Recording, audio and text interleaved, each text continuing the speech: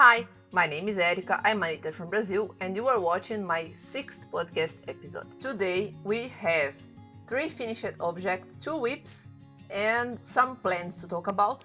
Before we move to our main finished object, which you can all see, let's just pass by very quickly by one crochet project that didn't exist in the last podcast episode and talk about that. It's the bandana from my sister. Yes, it looks very different from what I was doing the other time, because I have frogged that one. I have frogged the rose petal bandana. After I tried to continue knitting and I kept getting the wrong stitch count in the row that I was 4 times, I decided it wasn't worth it. I wasn't enjoying to knit that project with this yarn, and this yarn is better for crochet anyway. So I resorted to a very known and old project. You have seen this 2 times here. It's the lace bandana. The author is Emma Escott. I don't remember the name, but I will post it in the description. This time I managed to make everything correctly. The border, I had enough yarn to finish it and it's blocked and everything. I gave it to my sister and she loves it. And that's it. One story of success with my deadlines. Then let's talk about my other deadline for May 2, which was this sweater, my Avalon Sweater by Savannah Gerlach Made in Knitwear. It was finished right on time. I had finished it and blocked it May 1, but I wanted to make some repairs at the waist. I will show you.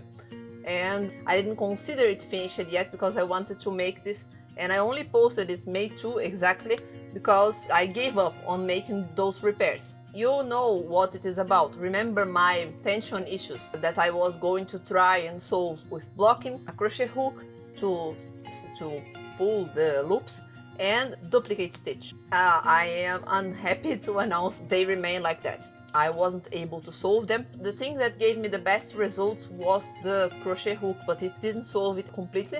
And when I tried to duplicate stitch, it was very apparent. I will show you here. I undid the duplicate stitching because it was like, I can show you here. I think here, maybe, you can see this. You can see this line? This is an end I wove in because this sleeve previously was tapered. When I remade it, I needed a little bit more yarn to make the end. And this is the ends of that bit that I joined. It's woven in very nicely here in the inside with a technique I learned from Roxanne Richardson. However, you can see it very obviously here. As it's in the inner side of the sleeve, you won't see it all the time, so I left it. However, when I tried to duplicate stitch at the waist, it was quite obvious, the double layer of the stitches. And so you can see that they remain here, the tension issues. It's so sad. For me, this is the only defect in this project. You know those mistakes that make you make a decision? This was the decision that this made me make. If I notice something wrong, rip it out and go from the start again to get it perfect. Because if I had done this after I gained the ball winder, I could have the entirety of the sweater without the problems. As you can see here in the bust, everything was knitted after the ball winder. If I had put that yarn, that first yarn aside and wrap it up enough to make the entire thing with more long pieces of yarn without having to join it all the time, I wouldn't have that problem. And that's what I should have done, but I'm not going to remake the entire sweater, at least now. I don't discard doing it in the future. I still have pretty much another sweater quantity of this one. I bought this yarn double and this yarn double, the 2 quantities, because I didn't know exactly how much I would use, because I am not using the recommended weight. I am not using fingering. I am using lace weight held quadruple. So the yarn estimates from the pattern wouldn't help me. So I have a lot of yarn, so to say. Maybe I wouldn't have enough to make the bell sleeves, but why would I do 2 identical sweaters, you know? But I might come back in the future if I'm very bored and feeling like it. I would maybe undo the entire thing and make it again, so I could join those yarns more properly. But that's not for now, and I am going to wear it as it is. It bugs me at first But then my mom from here, like from very close, she said she didn't notice until I pointed it out for her. If someone is staring at my tummy, that's their problem, that they are seeing what they don't want to see. Anyway, yeah, that was my only frustration with this sweater. I think I'm going to stand up just so you can see the entire thing. Yes, here it is. Very medieval. I like the length. It's very good. Maybe it's better to wear with high heels because you didn't see me entirely. I'm a little short. I have to learn sewing and start making my own buttons so that I could restore my vertical proportions, because normally as my torso is quite long, I normally can't find in the shops high-waisted pants as high as I need. The high-waisted pant for most people don't go as high as my waist. So anyway, just a tangent here. The one thing that I didn't have ready in the last episode were the sleeves. You remember? Remember all that talk about how I was going to do it? And I'm happy to announce this is sleeve number 2 from my methods, right? I liked it, so I didn't feel like trying sleeve number 3, which was the super bell sleeve. This one is already a little bit unpractical, because that's the thing with women's clothes that have a lot of fabric. They are unpractical when we're doing shorts. There was 1 or 2 days when I was wearing this for an entire day, and I kept having to do this to fold it so I could avoid getting it wet or something when I was doing the chores, or dirty. So that's the only disadvantage of this shape. I had knitted the tapered one in the other episode. I think I already had it ready, and then I knitted this one according to method 2. I started knitting the method 1, you saw that already, and then I knitted this one according to method 2, and I posted a picture with both sleeves on my sweater. I posted it in my stories over at Instagram. If you don't follow me there already, it's Knitry Crochet as my channel. You can go there and maybe you will see the things ready more quickly than I bring them to the channel. So I posted there, and the bell sleeves won the poll by 65 against 35, kinda. Many people liked the tapered one. Normally I take my own decisions, but the reason why I posted that was because I liked both. Actually, 2 people told me, and that's very funny because they told me in different places. One of them told me in a group I am in, and another told me in my Instagram DMs that they liked both too, and they thought that the bell sleeves reminded them of Elvin or of the Lord of the Rings, while the tapered sleeves reminded them of Star Wars and Padme, I guess. I'm more of a Lord of the Rings person, more of a fantasy person. I never watched Star Wars, so I'm glad I chose the fantasy-like one, the medieval-like one.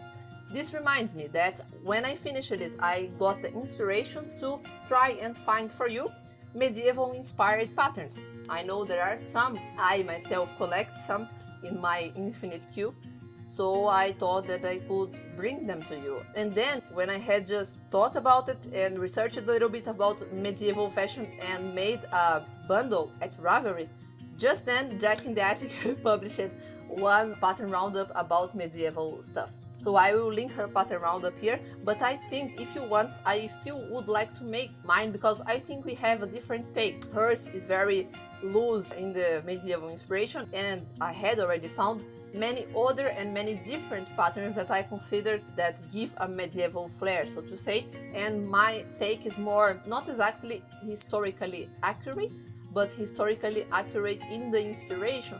Not that the designer created something to resemble a medieval garment, but I researched a little bit about the medieval garments so I could bring some patterns that looked like those, even if it wasn't the intention of the designer at all. So if you want me to make my own roundup of medieval patterns, please tell me. I'm already leaning to make it, and maybe I will make it to release along with this one. I don't know exactly yet when it will be released, but I will warn you in my community tab, in my Instagram and everything. Let's move to the next one. My third finished object of today you only saw as a swatch, and I think it was my quieter knitting project since the start, because I just casted it on and kept knitting it. I wanted to film the process to make a video about it, but I didn't feel like it. The past weeks I was feeling kinda weird in my mental health, so I decided I was going to just knit, do the thing that would make me relax a little bit. And it is my mom's vest.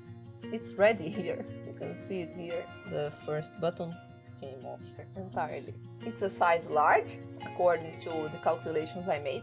You can see the progress markers here, and there is one hidden somewhere here. These are my checkpoints. I didn't remove them yet because I want to count rows and write exactly the instructions I made to create this one, because it's entirely self-draft. I feel like I would like to knit another sample to correct one thing or another. There is just one or two things that I didn't implement in this one that I think would be improvement in next one. How I made it. I would just mention the techniques very quickly. Started with a tubular cast on because I wanted a very stretchy border. I had measured a cardigan, she liked it, and I used those measurements as reference for the length of the ribbon. For the length I needed to knit here in the last row. I learned about this from, I don't know what podcaster, but they mentioned it. Lily Kate uses it in her patterns and another designer, but I knitted the last row of the ribbon with the main needle. It was 6.5, then 7 here, and then I started the stockinette part. I knitted until the underarm, and then I split for front and back. I made some sections to recede the armhole here, at first in the back, of course. In the top there is shaping here. I made some short rows to get the shoulder shaping. The kind of short rows we make to substitute the staircase bind off. I learned from Roxanne Richardson how to make it. I will leave the tutorial below. And what I consider is something special about this is that I made the button band while I went. I kept some stitches in both the borders as the ribbon, so it goes exactly from the edge on. And I made some holes in a determinate interval. I have to admit that I forgot about the holes at first. That's why there isn't one in the very border. So we have 3 buttons here because it was knitted in a 14 stitch gauge, and if I were to make more buttons it would be very cluttered. So I picked some buttons I had. I still have some buttons like that, and I just sewed them this morning with the yarn. I unplied it, picked one of the plies, thread to a needle, and used it to seam the buttons. It's very firm, and you can see in the behind here it's kind of like all the other ends. The ends are all woven in, but I haven't blocked it yet.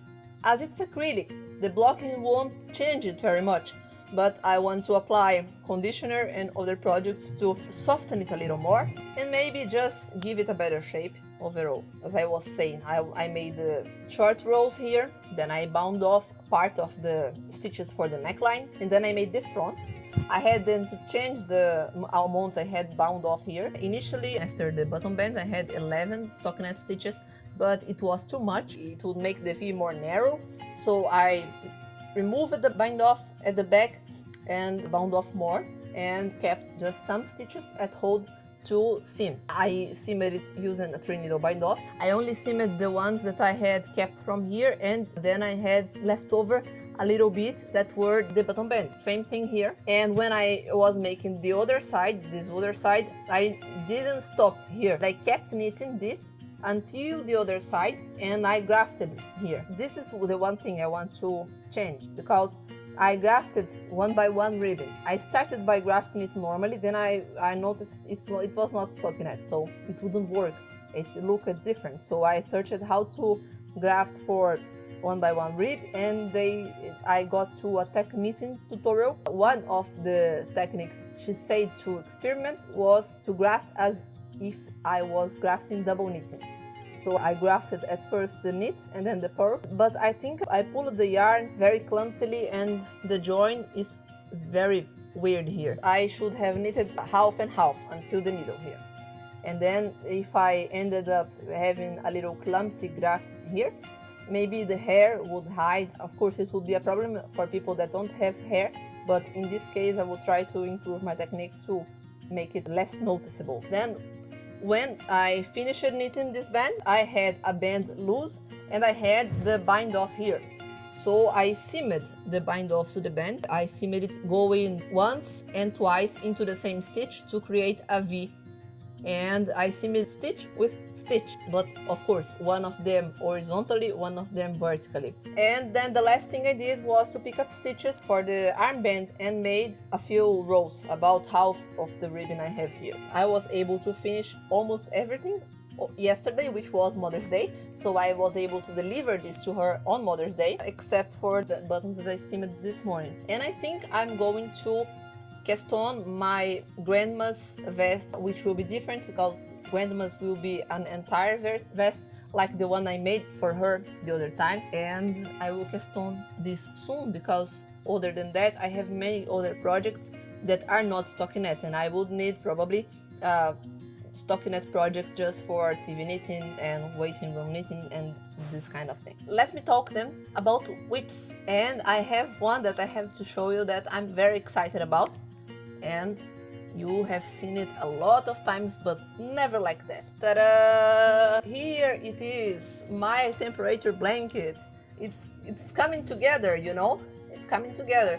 This is the start of January and we go to the end of March here. There are still 3 days in March that I wasn't able to join because I need the days from April that aren't ready because of the orange yarn. As I said in my short video that I posted last week, I have found online the Lava Falls. I haven't purchased it yet, however, but I will.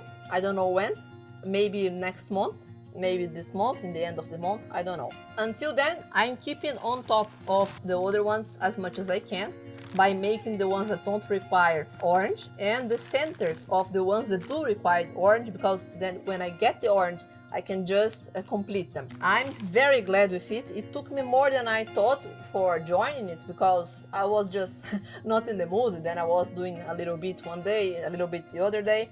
But it's nice. I already see that it fits my bed very well in the sides. Actually, it's proper for the size of my bed that is a little bit bigger than a regular single bed, but not a couple's bed anyway. And that's it. I think it looks very cute. It looks much better as a blanket like that than as single loose hexagon. Let me just get up and show you the entire thing again. See? Pretty giant here. It's very nice. It can cover someone.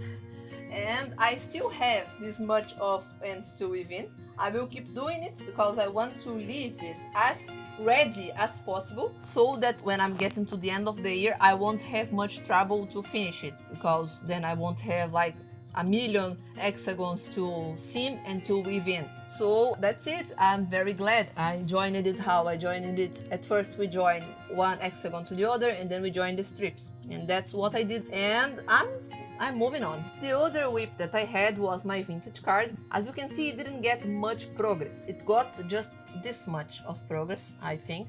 But I'm feeling it right now. This is my only whip that is not temperature blanket because, you know, that one will not end soon. This one is my only whip currently. So I think I'm going to sprint it and film my progress so I can get this cardigan while it's still kinda not too cold.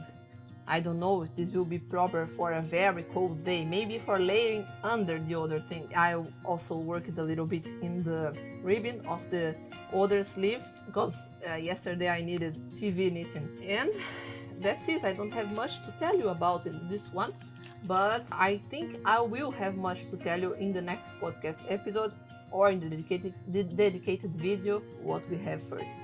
I'm entering my vintage era, I feel. I'm going to try to work intensely in this one, and then I will continue this swatch, which is a mess right now, but I still want to make it very much. This will be my special garment knits. At first the texture and then the color work, and after those I want to use soon my wool yarn from Timo.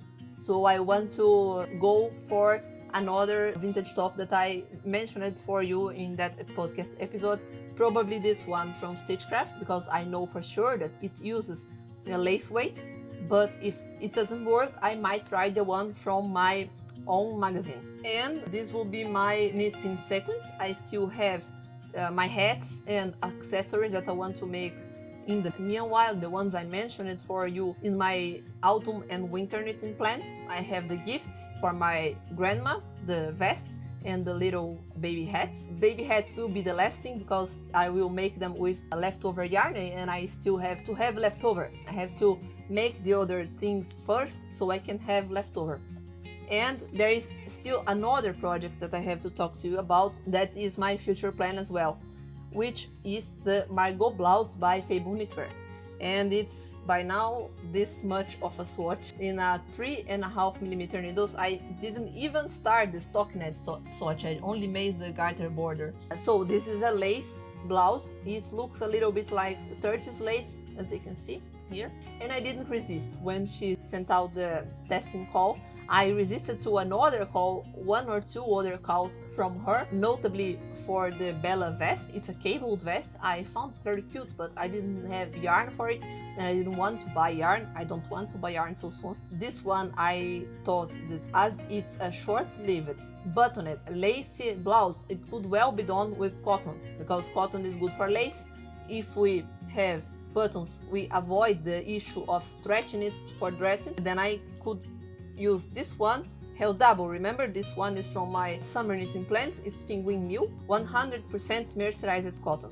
I tried to make an afternoon blouse, a vintage blouse with this one. Didn't work. I will make now a fake vintage blouse. Also, I don't think she explicitly says that there is vintage inspiration in this one, but if you look, it very much looks like 30s blouses especially. This one has deadline in August. And that's it for today, my folks. As much as I would like to make an off the needle segment today, I am already losing the light. I started filming earlier today because the days are getting shorter here. Thankfully, I'm very cozy here in my wool blouse and I'm not hot. In the beginning of the year it was unthinkable, so I'm very glad with the cold.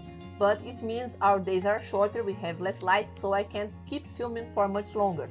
So I better say my goodbye for you before the sun abandons me. Thanks for watching. I hope you like it to see all the things that we showed today. I hope I inspired you with those projects. Tell me, would you like the medieval inspired pattern roundup? Are you going to the summer, to the winter? What is in your list? And I hope to see you in the next one. I'm sorry that this time I was a little bit out of practice already, but I hope next time I will be more in tune and ready to talk to you about everything.